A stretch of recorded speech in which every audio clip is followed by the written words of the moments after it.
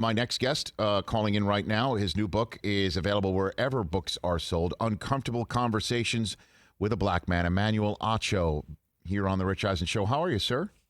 Rich, how are you, my man? Life is good. Life is busy, but good. It is busy for you. Congratulations on that. Obviously, you're also on Speak for Yourself on Fox Sports. You've made quite a name and a brand for yourself, Emmanuel. How did you get this thing started? It is not easy to come off the NFL gridiron and try and make a career out of yourself when you don't have maybe a bust or a yellow jacket in your future. How'd you do this? How'd you start? That is very, very true. I think it's a matter of leaning into your skill set. It's like with the NFL, Rich. I said, I might not be the fastest, I might not be the strongest, but I will make it a point to always be the smartest. And now, speaking for a living on television and racial reconciliation, I just said, let me lean into my craft. Where is the need in this life, and let me try to fill it. On sports, the need, it's entertainment, it's opinions, it's analysis. But, Rich, when you're talking about racial reconciliation, the need currently in this country is understanding. It's empathy. It's white brothers and sisters understanding black brothers and sisters. I realized there was a need, so I wrote the book to kind of step in the gap and fill it. And you spoke to Commissioner Roger Goodell in your digital series for Uncomfortable Conversations with a Black Man. That was a two-parter. How did you find that conversation, Emmanuel? Great question. So I get a call from a no-caller ID number. Rich, I've gotten 3 no-caller ID number calls. The first, Matthew McConaughey. The second, Oprah Winfrey. And the third being Commissioner Roger Goodell. And Roger Goodell, he called me and he said, Emmanuel, I saw one of your episodes. It was an adoption episode. A white parents adopted this sweet black girl named Story and her brother named Amos. And he said it tugged on my heart because my dad was a U.S. Senator. He wanted to adopt a young black girl from Nigeria, but couldn't because of his role within the U.S. government. He said that episode moved me. I want to have a conversation with you. And while him and I talked, he simply said that, you know what, I've opened up my mind and realized I got some things wrong over the years. You know, I didn't really understand Kaepernick's message at first. I didn't understand what my players were talking about. Rich, he said, when you hear people saying something, you get an idea of it, but it's not until you go see it for yourself that you feel it. And so the conversation with Commissioner Roger Goodell, it was premised around trying to bridge the divide between ownership, which is 95% white, and players, which are 75% black. He wanted to also try what he could to mend the divide within the NFL. So what do you make of the rule that NFL ownership just undertook involving diversity hiring in the NFL and encouraging it with draft choices? What do you think of this, Emmanuel? That's a very complex question. I do think that people need a motivation to diversify. I think that's in life. My coach, Will Muschamp, head coach of South Carolina, he was my defensive coordinator at the University of Texas when we were playing in the national championship. He told me, Rich, he said, don't be like water. Water takes the easiest route. If you pour water on the ground, it's going to take the path of least resistance as it travels. In the same manner, we do as people. See, people think the NFL is a meritocracy, and it's not. It's based upon cronyism and nepotism. Cronyism, you hire your friends, and nepotism, you hire your family. And so if the NFL has historically been predominantly white owners and white coaches, and they're hiring their friends and their family, then there will be no diversity. But what we know about diversity in the NFL and out of the NFL, it increases competition. Rich, let me give you this anecdote for your listeners. I'm sure you already know it. 2003, the NFL implements the Rooney Rule. You have to interview a minority candidate if you have a head coaching vacancy. Mm-hmm. By 2004, a man by the name of Lovie Smith, a black man, was hired. In 2007, for the first time in NFL history, 2 black head coaches meet in the Super Bowl. Rich, statistically speaking, there was less than a 4% chance that would happen.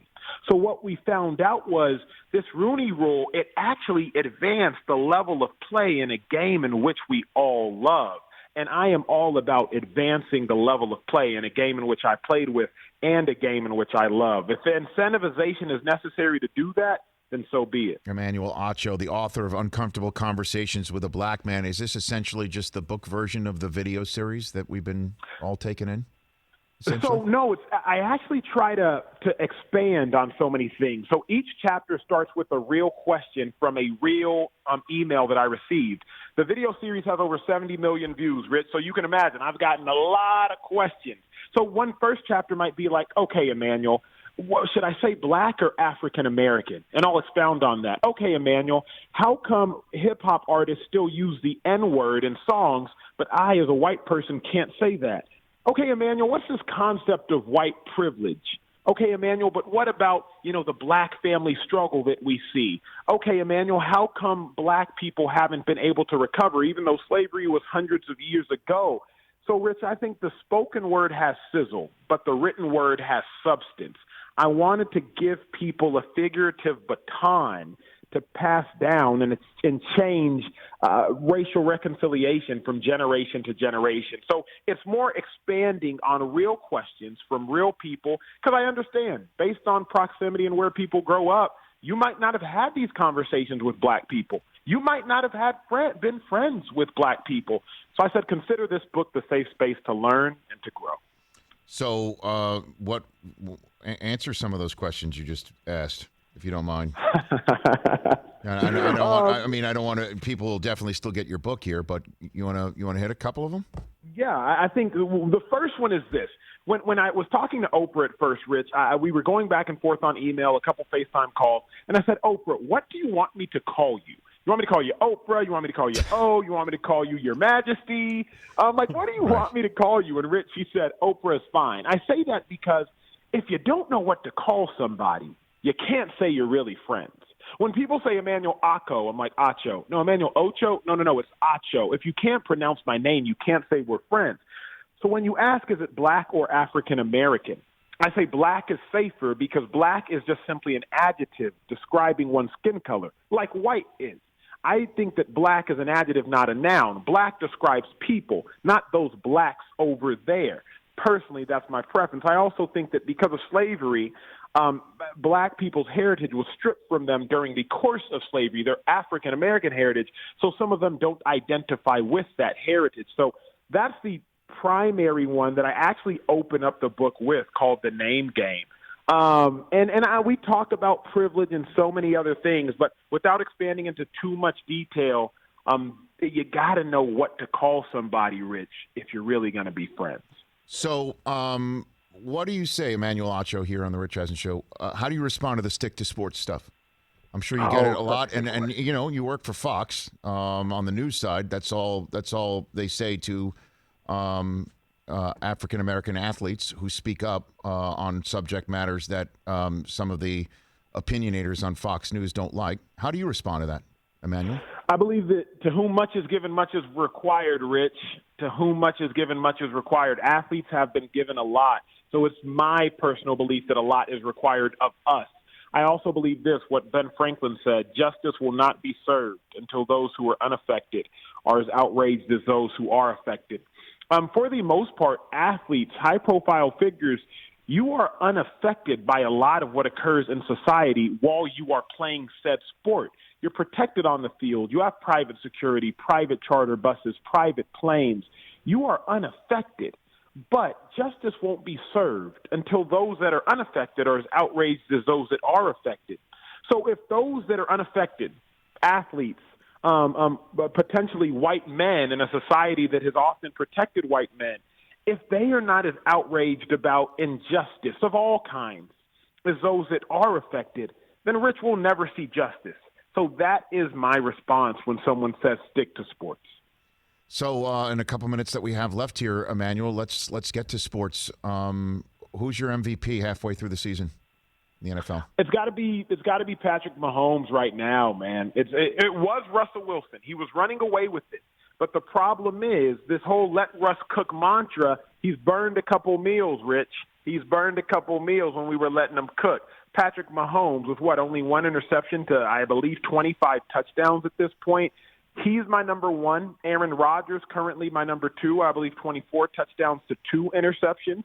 And then Russell Wilson is number 3. If Russ can get back on track, then I think Russell Wilson can win it, a guy who's never had an MVP vote. But the fact of the matter is, Russell Wilson has thrown as many interceptions in his last 8 games as Aaron Rodgers has thrown in his last 40 games. Just to put that in context, that stuff matters. So what did you make? I'm assuming you spoke about it on your show. If you didn't, all good.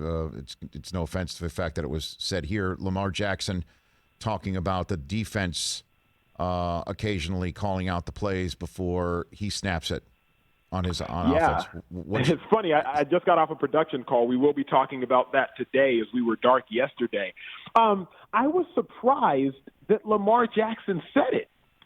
When you're playing in the NFL, again, I told you I was never the biggest or fastest, but I pride myself in being the smartest.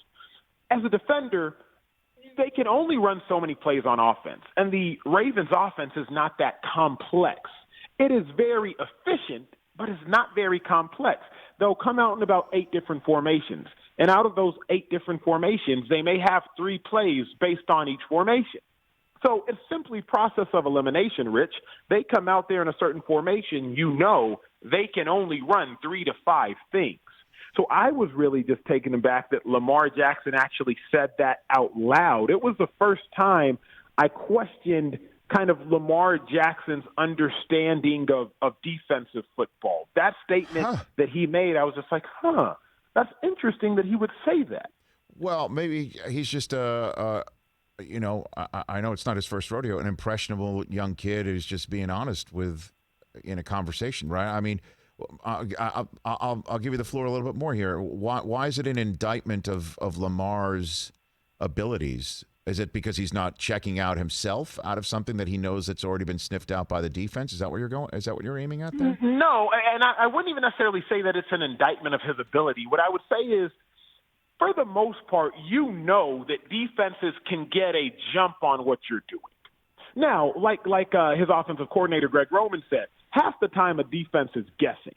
But usually on offense, you're looking for a giveaway, Rich. Let me let you in on a little bit of football. And if I'm a linebacker, I'm looking at the offensive lineman. I'll start at the offensive tackle. At first, I'm going to look for him. Is he going to tell me if it's pass or run? Then I'll look at the offensive guard. For those listening that aren't super in-depth at football, that's the guy next to the center. Is he a foot further back from the center? Because if so, he's probably going to pull. If he's going to pull, I know that a power run is coming. So when I say that to say, Lamar, defenses are doing that. You just have to figure out who's the giveaway on offense. There's always one, because there are 11 offensive players. So it's not an indictment on Lamar. I just was surprised that he said it as opposed to just going and privately handling it. Emmanuel Acho here on the Rich Eisen Show. And then what did you make of last night's game? How significant a win is that for the Colts, and how deep you think this team can go, Emmanuel? I wish, Rich, that the Colts would have really just gone out there and, handed it to them. Here's what I mean by that. The Titans, they had a blocked punt, and they had a muffed punt, and they had a missed field goal. Now, nobody cares about special teams until special teams cost you a game, and I was a special teams player. That's how I made it in the NFL. So I do not undermine special teams. But when I look at the Colts, I'm still trying to figure out what I can learn from them. I believe they've beaten, without looking at it, I believe they've beaten the Jaguars. I think they've beaten the Jets. I think they've beaten a bunch of bad teams. So the Titans win was really, to me, their first big win outside of beating the Bears in Nick Foles' first start. I am still not sure what to make of the Colts. Their offense, it doesn't scare me. Their defense is stout. But is their defense really stout, or have they just not faced an offensive juggernaut? This NFL season is weird to me. There's still so many ambiguities. It is weird. I can't figure it out right now. Although I just think the Chiefs are the best, and that Saints win over the Bucs might truly be the watershed moment for that team. That reeked of, okay, the Saints are now fully constituted. Yep. They've swept the team that's closest to taking a home playoff game away from them in division. That had that feeling to it last Sunday, to me. Yep, absolutely. That was a game. Think about this, Rich. The Bucs have outscored the rest of their opponents by 96 points, and they have been outscored by the Saints, I think, by about 55 points, something along those lines, or 46 points rather. the Saints really put a chokehold on that division. The Bucs were sprinting into that game. The Saints were limping into that game.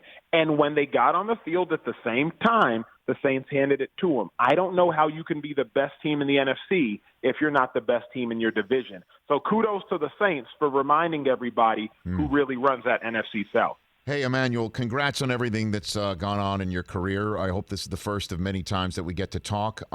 If you do have, continue to have the ear of Oprah, would you mind passing along to her a book idea I have called Comfortable Conversations with a Jewish Man?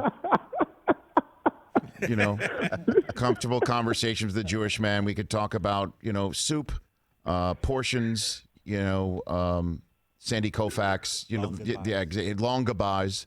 Long goodbye. Again, I'm just going on. I'm going on in my head, with what the chapters would be. I guess I could discuss that with you offline. Just throw that Oprah's way, will you please? Done and done, Rich. Done and done. Good to be with you, man. Congrats again on the book, the digital series, your gig with Fox Sports. Let's keep talking.